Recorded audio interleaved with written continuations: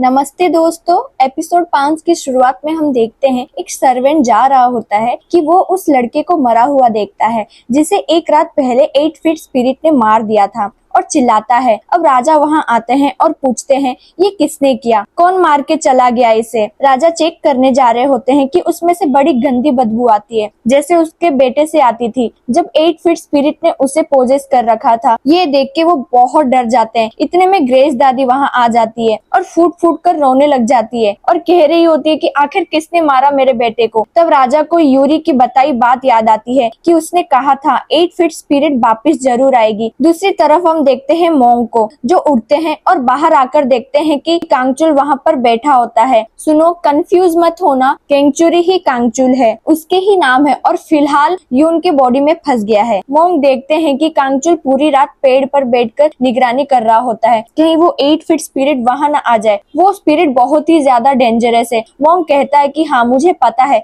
Spirit इतनी ज्यादा खतरनाक है, इसलिए तो यूरी अपनी दादी का सम्मान वाला सामान लेने आई है। कांगचुल कहता है 8 फीट स्पिरिट को मैं बस टेम्परेरी टाइम के लिए रोक सकता हूँ, उसे हमेशा के लिए मिटाने के लिए क्या करना होगा ये वो मोंग से पूछता है और कहता है कि क्या आप हमारी मदद कर सकते हैं इसमें। मोंग कहता है तुम्हें मेरी मदद की क्या जरूरत जबकि तुम खुद 8 फीट स्पिरिट को मिटा सकते हो। मोंग कहते हैं कि जो ड्रैगन में मोती होता है जो तुम्हारे अंदर है और उसके पेट पर वहाँ डंडे से टच करते हैं और वो मोती से रोशनी आने लग जाती है। मोंग कहते हैं बिना इस मोती के तुम कभी उस भयानक आत्मा को खत्म कर ही नहीं सकते। कांगचुल सहम जाता है। दूसरी तरफ यूरी माउंट उबंग जाके उसकी दादी का जो सम्मान का रिचुअल का सामान था वो ले लेती है। अब ये सामान लेके वो वापिस आ जाती है और सब संभाल कर रखने लगती है। कांगचुल याद कर रहा होता है उस बात को जब मोंग ने कहा था उस 8 फीट स्पिरिट को हमेशा हमेशा के लिए खत्म करने के लिए कांगचुल को खुद को सेक्रीफाइस करना होगा। जो एनर्जी कांगचुल के अंदर से मोती से आती है उस एनर्जी से वो 8 फीट स्पिरिट को मार सकता है पर वो इससे खुद ही खत्म हो जाएगा। कांगचुल मोंग पर भड़क जाता है। ये याद करके कांगचुल गहरी सांस लेता है और यूरी के पास जाता है। वो अभी भी यून को बचाना चाहती थी। ये सुनकर वो मुंह बनाता है और वो हाथ आगे बढ़ाता है और वो पूछती है कि क्या। तो वो कहता है कि तुम्हें बिल्कुल भी समझ नहीं आया ना, अपने गार्डियन स्पिरिट का ध्यान कैसे रखा जाता है। कांगचुल यूरी का गार्डियन स्पिरिट बनने को तैयार है। ये सुनकर यूरी खुश हो जाती है और उसे वो 5 कलर वाला ब्रेसलेट दे देती है और कहती है कि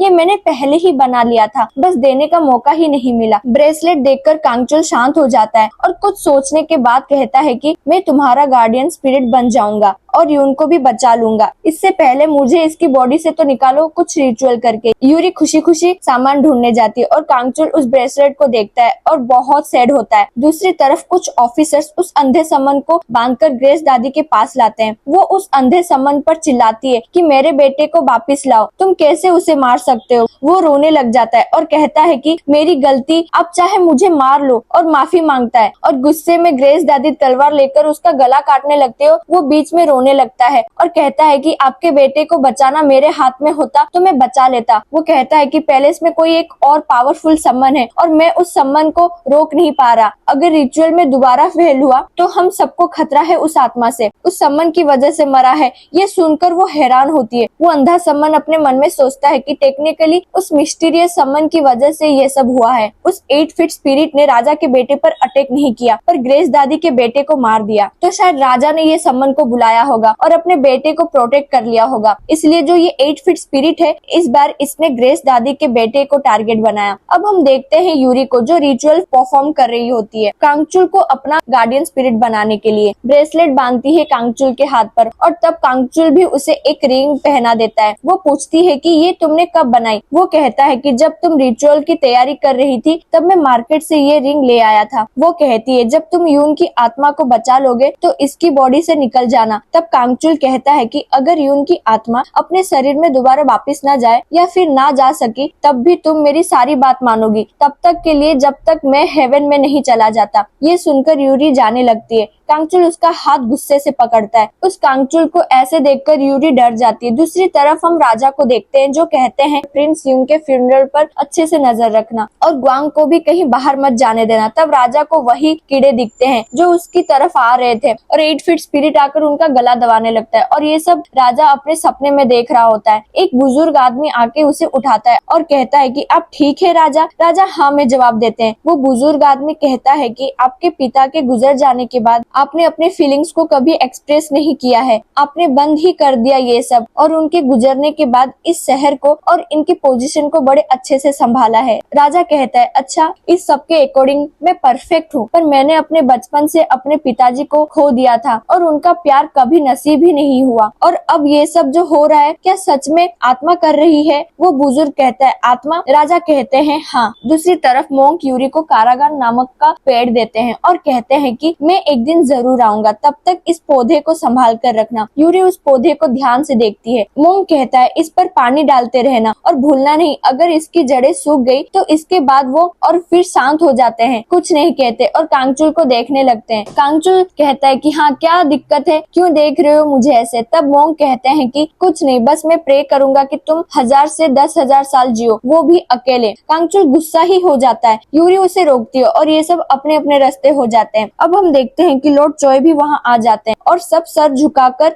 उनका स्वागत करते हैं। वो कहते हैं, इन सब की जरूरत नहीं है, मैं रॉयल फ्यूनरल में यहाँ आया हूँ, ये सब मत करो। वो पैलेस में आते हैं और अपने आदमी को कहते हैं, जब बाहर कोई ना हो तब मुझे बताना, मैं नहीं चाहता कि कोई मुझे वहाँ जाते हुए देखे। वो आदमी कहता है कि आप इतने लंबे सफर के बाद थक गए होंगे, अभी कहाँ जाने की सोच रहे हैं? अब हम देखते हैं यूरी और कांगचुल को। यूरी बड़ी जल्दी जल्दी कांगचुल से कहती है कि इस पहाड़ से हम कैपिटल जाएंगे, क्योंकि हम किसी डायरेक्ट रास्ते से नहीं जा सकते। कांगचुल उसे ऐसे देखता है, हैरान हो जाता है और यूरी को देखने में खो जाता है और खुद को समझाता है कि नहीं नहीं, ऐसी फीलिंग नहीं आनी चाहिए, मैं उसकी तरफ देखूंगा ही नहीं। इतने में यूरी उसके पास आके कहती है कि क्या तुमने कब से ये मंत्र पढ़ना शुरू कर दिया है? कांगचुल कहता है, जब से मैं इस बॉडी में आया हूँ मुझे रियलाइज हुआ है कि ये बॉडी ही दिक्कत है। हमारे पास आंखें हैं, जीभ, कान, टच करने को, महसूस करना और डिजायर्स हैं, ये पांचों चीजें ही इंसान को इविल बनाती है। इतने में यूरी राजा के लोगों को वहाँ देखती है। कांगचुल को चुप कराने के लिए उसका हाथ पकड़ती है और कांगचुल का अलग ही चल रहा है। वो कहता है कि ये क्या हो रहा है, मेरी हार्ट बीट बढ़ रही है, इसने हाथ पकड़ा तो। यूरी उसे चुप करवाती है, पर वो आदमी इन दोनों को देख लेता है। कांगचुल यूरी का हाथ पकड़ता है और वहाँ से भाग जाते हैं। अब हम देखते हैं लॉर्ड चॉय की बेटी भी वहाँ उनके पीछे पीछे आ जाती है और सबको रुकवा कर उल्टी करती है। स्लेब कहती है, आपको ज्यादा खाने से मना किया था ना? पर वो कहती है, मैं अनकंफर्टेबल हूँ अपनी पालकी में, इस वजह से ऐसा हुआ। वो कहती है, वैसे भी मैं यहाँ लॉर्ड चॉय से मिलने आई हूँ। उसकी स्लेव हंसती है और कहती है, मुझे इतना भी पागल मत समझो, मुझे पता है कि तुम यून से मिलने आई हो। और कहती है कि उसकी तो पोस्ट भी अच्छी नहीं है यार इस पैलेस में। तो वो कहती है कि मैं कौन सा उससे शादी कर रही हूँ, मैं तो बस मिलने आई हूँ। हैंडसम लड़कों का चेहरा देखने में कैसी शर्म। दूसरी तरफ यूरी और कांगचुल भागते हैं और लॉर्ड चॉय की बेटी उन्हें बीच रास्ते में ही मिल जाती है। अब उस लड़की के अकॉर्डिंग यून तो यही है, उसे थोड़ी पता है कि यून के अंदर ड्रैगन कांगचुल नाम की एक आत्मा है। कांगचुल उसे पौधा पकड़ाता है और उसकी पालकी में बैठ जाता है यूरी को लेके। वो पूछती है तो उसे चुप करवाता है। उसे समझ ही नहीं आता कि इतने में वहाँ राजा के आदमी आ जाते हैं। यूरी बाहर की बातें सुनने के चक्कर में उसके नेक साइड पर हाथ रखती है। वो उसे टोकता है तो वो उसके मुंह पर हाथ रख के उसे चुप करवा देती है, और वो भी बस यूरी को ही देखने में होता है। वो भी इतनी प्यार वाली आंखों से देख रहा होता है और पोज हो जाता है। और वो राजा के आदमी लॉर्ड चॉय की बेटी से पूछते हैं कि क्या तुमने 2 लोगों को भागते हुए देखा? और वो अपनी स्लेव के थ्रू बताती है कि नहीं देखा। वो लोग वहाँ से चले जाते हैं। यूरी कांगचुल की तरफ देखती है तो वो उसे देख रहा होता है और वो दोनों एक दूसरे को ही देखने लग जाते हैं और पोज हो जाते हैं। कांगचुल यूरी के लिप्स पर टच करता है कि यूरी उसका हाथ हटाकर खुद पीछे हट जाती है।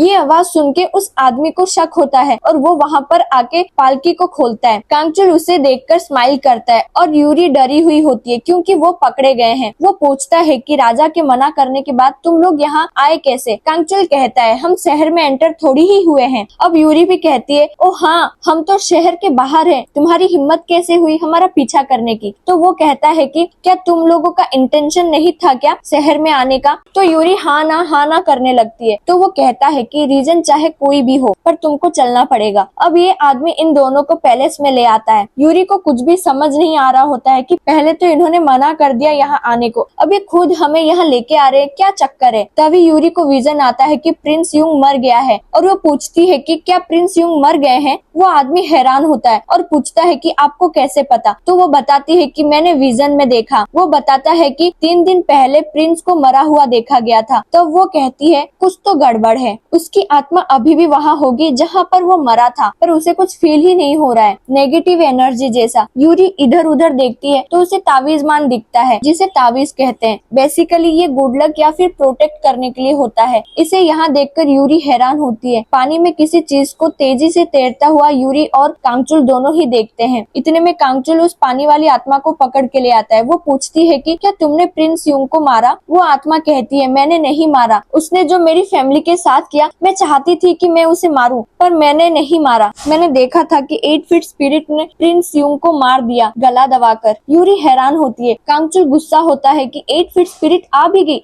इतने में राजा वहाँ आ जाते हैं और गुस्सा होते हैं कि हिम्मत कैसे हुई इनकी यहाँ आने की, और अपने आदमी को डांटते हैं कि तुम क्यों इन्हें यहाँ लाए। वो माफी मांगता है और कहता है कि आप चाहे मुझे मार दो पर मैं जानता हूँ कि आपके लिए क्या सही है। राजा चिल्लाते हैं। इतने में रानी वहाँ आती है और कहती है मैंने बुलाया इन लोगों को, और कहती है कि इन्हें सजा मत दो। और राजा कहते हैं अपने पर्सनल काम के लिए रॉयल्स ऑर्डर्स के खिलाफ क्यों जा रही हो तुम? तो वो कहती है कि मैं किसी को खोना नहीं चाहती, मैं अपने बेटे को खोना नहीं चाहती, मैं आपको खोना नहीं चाहती, और रोने लग जाती है। अपने घुटनों के बल बैठकर विनती करती है कि प्लीज ये रिचुअल होने दो, मैं नहीं चाहती कि आप यहाँ पे मरे। राजा भी रोने लग जाते हैं। केविन भी रो रही होती है और वो मान जाते हैं। दूसरी तरफ वो अंधे समन को देखते हैं जो कमरे में आ रहे होते हैं कि कुछ लोग पहले से वहाँ होते हैं, हमला कर देते हैं। अंधे समन का असिस्टेंट उसे बचा लेता है। समन कहता है मुझे पता है तुम्हें लॉर्ड ने भेजा है, मैं उनके पास जाता हूँ और सब बता देता हूँ, अभी फिलहाल के लिए बंद कर दो। अंधा समन लॉर्ड के पास जाता है और पाँव पकड़कर माफी मांगता है कि उसने प्रिंस को नहीं मारा। लॉर्ड का चेहरा नहीं दिखाया जाता। लॉर्ड उस समन को 1 महीने का टाइम देता है राजा के बेटे को मारने का। दूसरी तरफ यूरी राजा को बताती है ये तावीज वहाँ मिला है जहाँ प्रिंस की मौत हुई थी, और उस तावीज को राख से लिखा जाता है। इससे पता चलता है कि 8 फीट स्पिरिट फायर स्पिरिट है। आग से उस आत्मा को ताकत मिलती है। उस दिन भी उस स्केर्ड रोप को जला दिया था उस आत्मा ने, और पूछती है कि क्या आपकी किसी से दुश्मनी है जिससे आपको लगता हो कि 8 फीट स्पिरिट को आपके पीछे लगाया गया होगा। राजा मना करते हैं। कांगचुल अपने जादू से उस तावीज या फिर उनको अपनी तरफ बुलाता है और उसे पकड़ता है तो उसका हाथ जलने लगता है। वो ड्रैगन है तो उसे वाटर से एनर्जी मिलती है। वो फायर वाली चीजों को ऐसे छू नहीं सकता। वो आदमी उस तावीज को पकड़ता है। कांगचुल कहता है कि उसे पकड़ कर रखो, ये बहुत शक्तियों के साथ लिखा गया है। 8 फीट स्पिरिट अभी पूरी तरह से ठीक नहीं हुआ है। उस आत्मा ने प्रिंस की आत्मा को निगल लिया। दोबारा से पावर गेन करने के लिए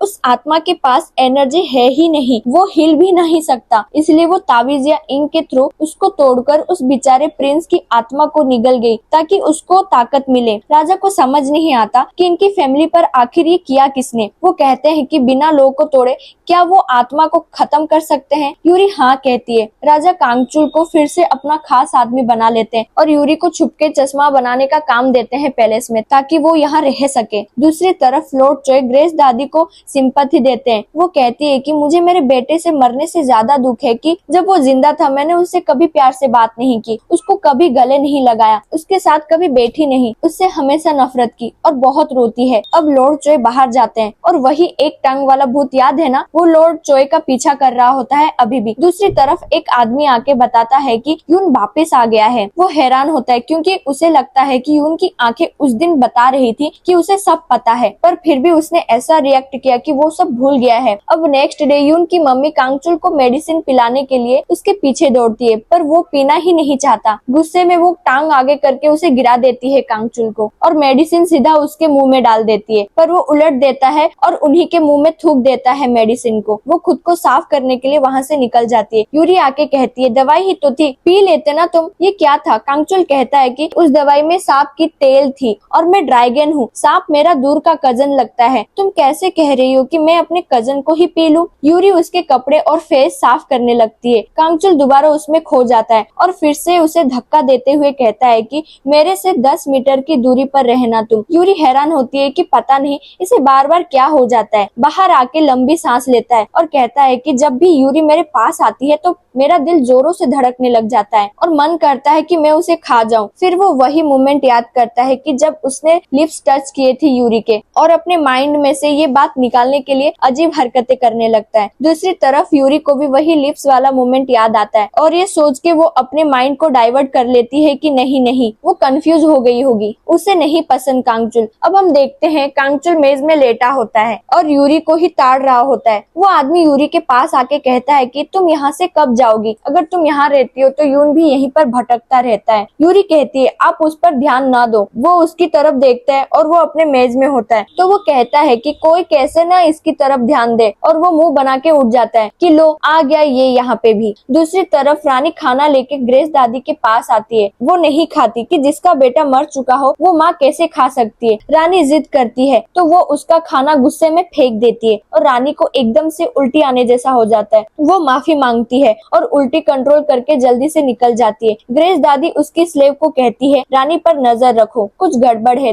दूसरी तरफ यूरी राजा को बताती है वो 8 फीट स्पिरिट रेड हॉर्स वाले दिन गुआंग को मारेगी क्योंकि वो आत्मा एक फायर डीमन है तो उसे उस दिन बहुत एनर्जी मिलने वाली है क्योंकि ऑलरेडी फायर एनर्जी पीक पर होती है जो उस आत्मा को उस दिन बहुत ज्यादा पावरफुल बना देगी, स्पेशली रात के टाइम में। तो वो एक प्लान बनाती है और कहती है कि आप सब जगह ये बात फैला दो कि प्रिंस गुआंग देर रात तक लाइब्रेरी में पढ़ते हैं और उस रात को ये लोग 8 फीट स्पिरिट को पकड़ेंगे। अब यूरी ताबीज वही तैयार कर रही होती है। कांगचुल वहाँ आता है और कहता है कि गार्डियन स्पिरिट होने के बाद भी तुम ये तरीका अपना रही हो, बाकी समन तो ऐसा नहीं करते। तो वो कहती है कि बाकी समन का जो मोटिव होता होगा वो 8 स्पिरिट को खत्म करने का होता होगा पर मेरा मकसद यून को बचाना भी है। तब यूरी उसको एक नाइफ देती है और कहती है कि चाहे दिखने में छोटा हो पर है बहुत पावरफुल, इसे हमेशा अपने पास रखना। दूसरी तरफ वो अंधा समन भी ताबीज लिख रहा होता है और यूरी के प्लान के मुताबिक वो अपने आदमी को कहता है कि इसे लाइब्रेरी में चिपका देना। वो आदमी चोरी छुपे जाता है पर वहाँ ऑलरेडी ऑफिसर सीईओ होते हैं जिसे राजा ने रखा हुआ था निगरानी करने को कि आखिर जाने तो सही है आखिर करवा कौन रहा है। और लाइब्रेरी के अंदर रिचुअल का पूरा सामान है। यूरी, कांगचुल, प्रिंस, गुआंग, राजा सब वहाँ पे हैं। राजा उस चश्मे के ग्लास को देखते हैं। गुआंग उठता है और कांगचुल के पास जाके कहता है कि मुझे पिगी बैंक राइड दो ना। कांगचुल उसे डांटने लग जाता है। राजा घूरते हैं तो यूरी कहती है कि आओ मैं दे देती हूँ पर तब कांगचुल कहता है कि अच्छा मैं ही उठा लेता हूँ। यूरी समझाती है कि 8 फीट स्पिरिट तुम्हें समझ के जब यहाँ आएगी तो ये लोग ताबीज खोल देंगे और फिर उसे मार देंगे और सब ठीक हो जाएगा, तुम डरना मत। गुआंग कहता है कि मुझे उस आत्मा से डर नहीं लगता, मैं बच्चा थोड़ी हूँ। वो आत्मा डरावनी नहीं है बल्कि दुखी है, बहुत ज्यादा दुखी है। यूरी पूछ ही रही होती है कि इतने में वो 8 फीट स्पिरिट वहाँ आ जाती है। राजा गुआंग को पकड़ लेते हैं और प्लान के मुताबिक रिचुअल के अकॉर्डिंग जब वो पानी में लकड़ी मूव करने लगती है यूरी वो रस्सी को काट देती है और वो 8 फीट स्पिरिट फंस जाती है उस ताबीज में और चिल्लाती है और कहती है कांगचुल को